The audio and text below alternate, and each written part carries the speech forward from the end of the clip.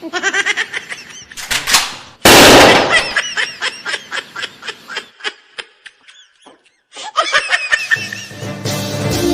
आप सब लोग देख रहे होंगे कि नेटो कंट्रीज इस समय रशिया के खिलाफ दुश्मनी नहीं निभा रही है, बल्कि वो दुश्मनी निभा रही है व्लादिमीर पुतिन के खिलाफ। यानी पुतिन इस समय सबसे बड़ी शख्सियत बन चुके हैं, दुनिया के सबसे ताकतवर इंसान माने जाते हैं टेक्निकली। बराबर, आपने उनका स्वैग देखा होगा। भाई, स्वैग का दूसरा नाम बन चुके हैं व्लादिमीर पुतिन। कहने का मतलब कुछ भी हो जाए, उनका स्वैग खत्म नहीं होना चाहिए। कोविड पेंडेमिक के दौरान भी आप लोगों ने देखा कि दुनिया भर के राष्ट्रीय अध्यक्ष जहां पर मास्क लगा कर घूम रहे थे, व्लादिमीर पुतिन की आपको एक फोटो भी नहीं मिलेगी जिसमें उन्होंने मास्क पहना हो। कहने का मतलब स्वैग ही उनके लिए सब कुछ है, लेकिन इसके बावजूद इन्होंने इतना बड़ा दिल दिखाया है। भाई, आपको मजा आ जाएगा। इन्होंने इजराइल से माफी मांगी है। जी हाँ, और इसी वजह से भारत इस समय बहुत खुश है। अब इजराइल से इन्होंने माफी क्यों मांगी? जिन्होंने मेरा कल वाला वीडियो देखा होगा वो समझ गए होंगे, लेकिन जिन्होंने नहीं देखा आगे देखते रहिए। बस वीडियो को एकदम एंड तक देखते हुए चैनल को सब्सक्राइब जरूर कर लीजिएगा।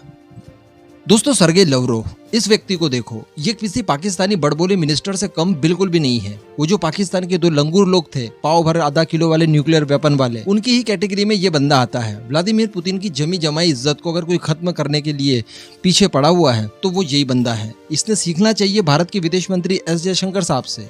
कितना सोच समझ कर वो बोलते हैं। उनकी हर तरफ तारीफें हो रही है, हमारे दुश्मन भी उनकी तारीफ करने के लिए मजबूर हो गए हैं।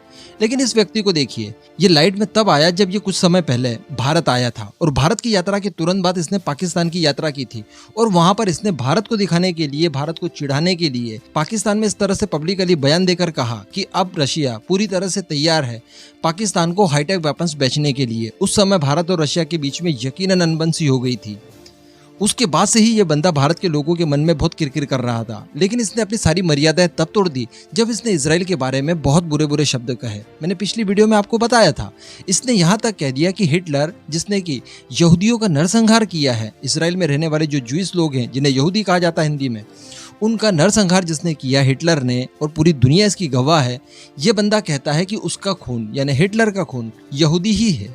उसके पूर्वज यहूदी थे, उसके परिवार वाले लोग यहूदी थे। तो अल्टीमेटली इसका कहने का मतलब ये कि यहूदी ने ही यहूदियों को मारा। अब आप सभी लोग जानते हैं कि इजराइल के लोग अपने धर्म के खिलाफ कुछ भी इस तरह की उटपटांग बात सहन नहीं कर सकते। बहुत सहन किया उन्होंने, कई सदियों तक प्रताड़नाएं झेली अपने धर्म के कारण। ऐसी परिस्थिति में उन्होंने जवाब देना ही था। तो इस बात को लेकर इजराइल के विदेश मंत्री ने भी बहुत बुरा इन्हें सुनाया, और अल्टीमेटली इन्हें बाध्य करने की कोशिश की कि सर्गेई लावरोव माफी मांग ले। लेकिन इस बंदे ने फिर भी माफी नहीं मांगी, और उल्टा ये कहा कि मैं अपने बयान के ऊपर अभी तक कायम हूँ। जबकि आप लोग नोटिस कर रहे होंगे कि इस युद्ध के दौरान इजराइल बिल्कुल भी मदद नहीं कर रहा है यूक्रेन की, और जितना हो सके उतना वो इस युद्ध के दौरान न्यूट्रल बना है भारत की तरह। जबकि अमेरिका सहित कई वेस्टर्न कंट्रीज इसराइल के ऊपर लगातार दबाव बनाने की कोशिश कर रही है कि आप अपना एयर डिफेंस सिस्टम इन्हें दीजिए। आयरन डोम की डिमांड पहले यूक्रेन ने भी की थी युद्ध से पहले ही, फिर भी इजराइल ने नहीं दिया। उसके बाद भी कई सारे वेपन्स के लिए अमेरिका सहित कई सारी वेस्टर्न कंट्रीज ने दबाव डालकर इजराइल से कहा कि आप यूक्रेन तक सप्लाई कीजिए। लेकिन रशिया के साथ संबंध न बिगड़े, इस वजह से इजराइल ने किसी भी तरह की कोई हथियारों संबंधित मदद यूक्रेन को नहीं की। इंटरनेशनली डिप्लोमेटिकली भी कोई ज्यादा सहयोग उसने यूक्रेन को नहीं किया। अल्टीमेटली इजराइल ये चाहता था कि रशिया के साथ किसी भी तरह का कोई मनमुटाव नहीं हो, क्योंकि मिडिल ईस्ट में दोनों ही देश आसपास खड़े हैं। सीरिया चूंकि इजराइल के पास है, सीरिया के अंदर इजराइल के भी कई सारे इंटरेस्ट हैं, रशिया के भी सीरिया के अंदर कई सारे इंटरेस्ट हैं, सीरिया के अंदर रशिया की प्रेजेंस है, दोनों की टकराव होते रहते हैं। ऐसी परिस्थिति में कोई बड़ा कॉन्फ्लिक्ट ना हो जाए, इसलिए इजराइल हर कदम अपना फूक कर उठा रहा है। बीच में मैंने आपको बताया भी था कि इजराइल के prime minister Naftali Bennett Russia की यात्रा पर गए, और उन्होंने वहां पर रशिया और यूक्रेन दोनों को ही समझाने की कोशिश की। यानी अल्टीमेटली इजराइल इस युद्ध के दौरान मीडिएटर का काम कर रहा है और इस युद्ध को रुकवाने के लिए हर संभव प्रयास कर रहा है। लेकिन इसके बाद भी अगर सर्गेई लावरोव इस तरह की बातें करेंगे इजराइल के लिए, तो यकीनन उनका खून खोलना तो तय था।